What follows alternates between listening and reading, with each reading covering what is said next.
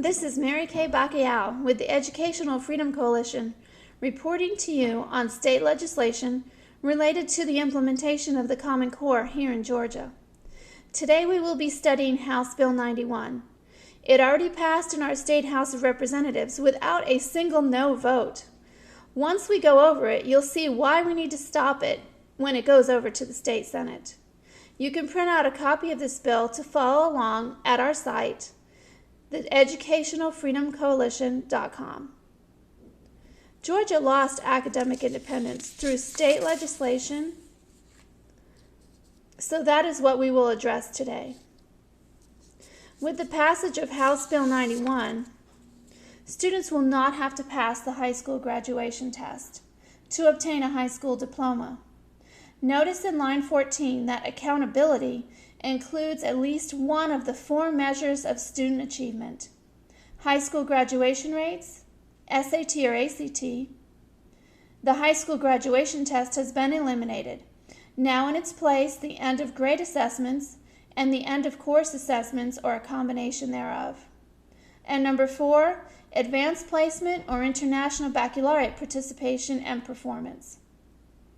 Let's see how these accountability measures relate to Common Core implementation. Let's start with AP and IB. AP is owned and controlled by the College Board, a private company. They have rewritten the U.S. history course to reflect anti-American propaganda. Nothing we do or say here in Georgia is going to change that. Now let's look at IB. They are part of UNESCO, the United Nations Educational, Scientific, and Cultural Organization. The fees for IB are paid to UNESCO, so we see an anti-American sentiment in that program as well. Nothing that we do or say here in Georgia will change that. Why didn't we eliminate number 4 as a measure of accountability? Option 3 was changed as the high school graduation test was struck out and the end of grade and/or end of course assessments were added. The end of grade and end of course assessments are owned and controlled by the organizations that copyrighted Common Core. With this new system, we cannot be assured that students will graduate with basic skills in reading, writing, or math, because there will be different pathways for college or career and different assessments at the end of each course. Georgia's citizens will have no say in what is assessed. Option 2 involves the SAT or the ACT. David Coleman, the man who brought us Common Core, is now leading the College Board, the owners of the AP program as described in Option 4 and the SAT testing program. He has announced that he will be aligning the SAT with the Common Core. Now let's look at Option 1, high school graduation rates. When the high school graduation test is eliminated, high school graduation rates will increase. Why? The test to ensure that high school graduates can read or write will be eliminated. It will be easier to track lower level students into workforce tracks. When you look at what the Georgia Senate passed in Senate Bill 2, there won't even be a need for academics beyond 10th grade for certain students. When you put House Bill 91 and Senate Bill 2 together, you have the bigger picture. Look at all we discovered about House Bill 91, and we are still looking at the very first page. Now let's look at page 3, line 93. With the passage of this bill, the 11th grade curriculum graduation assessment is eliminated. The separate writing assessments are also eliminated. There will not be writing assessments. Writing will be assessed, but in the new Georgia Milestones test, it will be considered part of other assessments. A separate score for writing will not be available because it will be considered part of all other subjects, including English language arts, math, science, and social studies. As we look at page 4,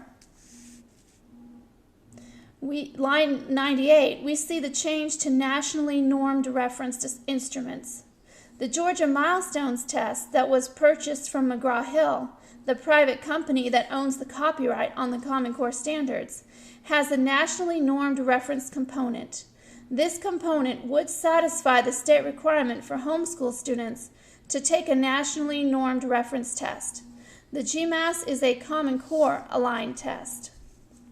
In looking at page 5, line 139, we see that special education students will not be able to have an alternate assessment. They will have to take the grade-based GMAS test. We also see in line 151 that the accommodation team will not be able to choose appropriate assessments. They may select accommodations.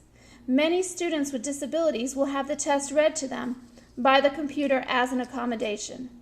If this is the case, the teachers will not have to teach these students how to read. On page 6, in lines 190 to 200, it is ensured that there will be no waivers that would allow local boards who wanted to administer higher level tests to do so.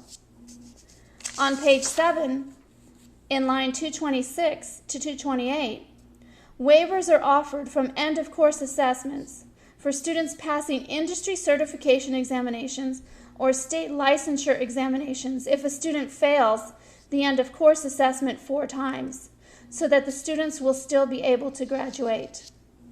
On page 8, in lines 224 to 249, the removal of the high school graduation test is retroactive.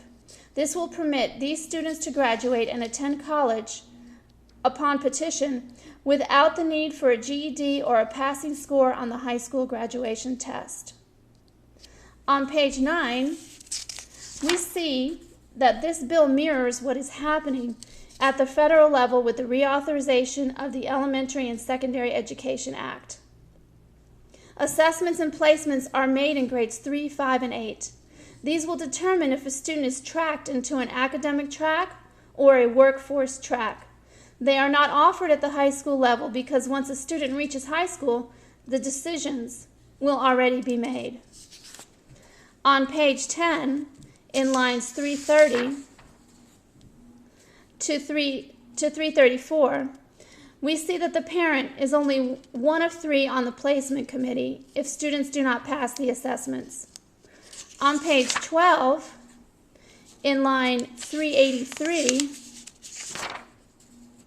we notice that there is no need for the governor to sign this legislation. It will become law without such approval. Let's summarize.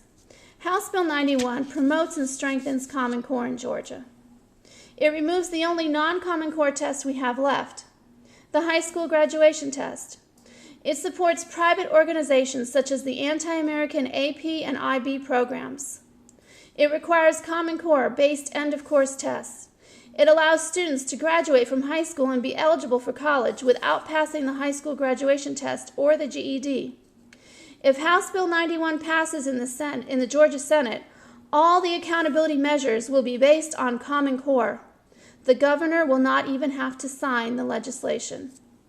When we look at the federal reauthorization of the Elementary and Secondary Education Act, we can see that Georgia's own Johnny Isakson was one of the sponsors of the first version, S1101, put out in 2013. It was 220 pages.